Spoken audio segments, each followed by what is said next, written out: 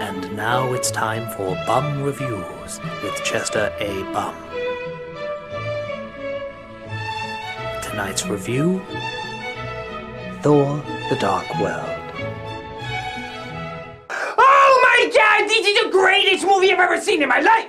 This filler until Avengers 2 has spoilers! There's this guy named Thor, and he's busy keeping all of the 9 realms safe. But he also has a father, played by pirate Hannibal Lecter, and he's like, I think you should take a break, Thor. You're right, father. That's why I'm gonna kinda sorta be flirting with Warrior Princess here until my other girlfriend comes in which case I'll drop her like a rock. Solid. And speaking of which, his old girlfriend is trying to get on with her life. Surviving the Phantom Menace isn't easy. Then she's approached by her science team, who just graduated from the parents in the Transformer movie Art of Acting. We're here to say obvious things in funny voices and act kooky. And the girlfriend is like, okay, but what reason for the plot are you here? Well, our old scientist guy was found running around naked at Stonehenge. What? Why? Comedy! Oh, yeah, comedy. But then Thor comes back to see his girlfriend, and she's like, is that a hammer in your pocket, or are you just happy to see me? Can't it be both? You've been gone a long time, creep.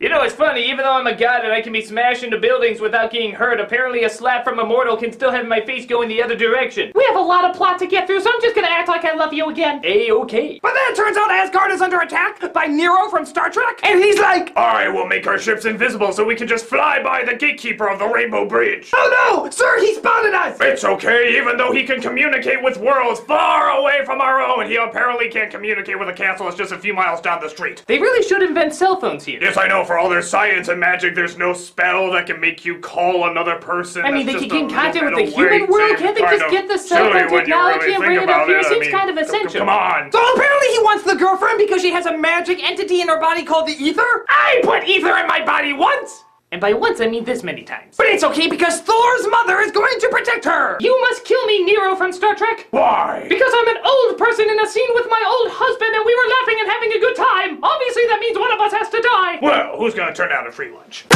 So Asgard is defeated by flying spaceships and lasers, and still they never got cell phones? So logically, there's only one thing to do! Call upon Sexy Tommy Wiseau in a jail cell! I was Sexy Tommy Wiseau in a jail cell once! They did things to me. So Thor is like, I want you to help me, but I need you to wear handcuffs the whole time. And Loki is like, I'm the god of mischief and mayhem. You really think handcuffs are gonna stop me? Listen, our powers seem to be very vague and change from time to time, so for now, handcuffs are gonna stop you. Okay, if for any other reason, I know the fangirls want to see me in that.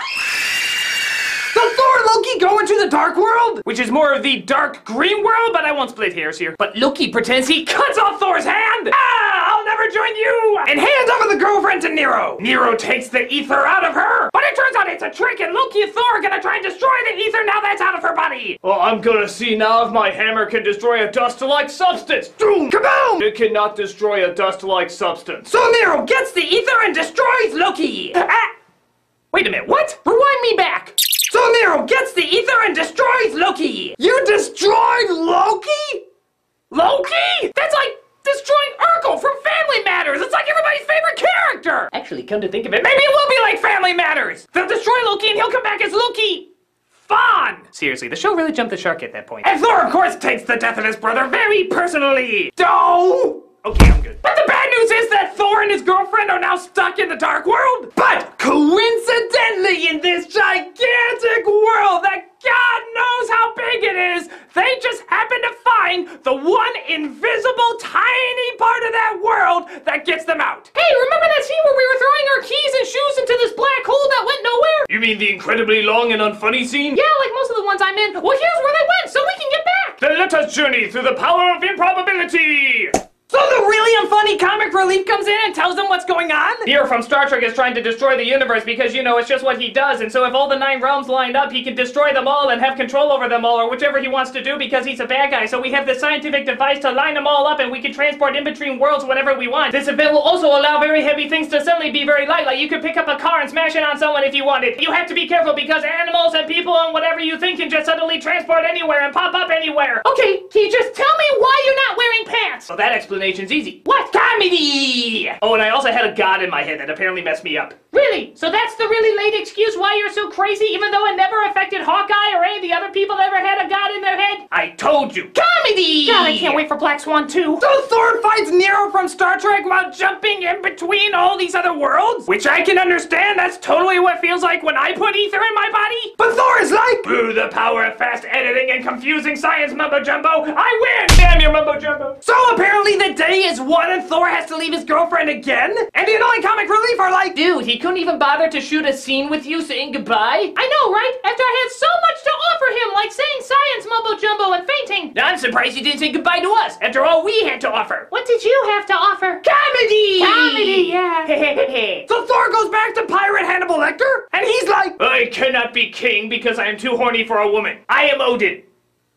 Yes, you are. I know, I just wanted to be sure there was no confusion that I, in fact, am Odin. Okay, I'm just gonna walk out here now. I am Loki. What? Odin! Okay, that's what I thought you said. Haha, it was me, Loki all along! And how did I do it even though you clearly saw me die in a previous scene? Look at Contease for Avengers 2! I am Andy Warhol de Toro and I collect things. I have no idea what that means, but I'm sure the message boards will go insane. Hooray! So it was really fun seeing Thor conquer the dark world. That brings up a good point. How come so many things are always from the dark? Can anything bad ever come from the cuddly puppy world? The rainbow and sunshine world? I mean, aside from any girls cartoon from the 80s, but at least they had catchy theme songs. And obviously none of them are ever coming back. This is just a wee bum saying, shine! You got shine! Oh, come on, oh, I see you're admiring my bling.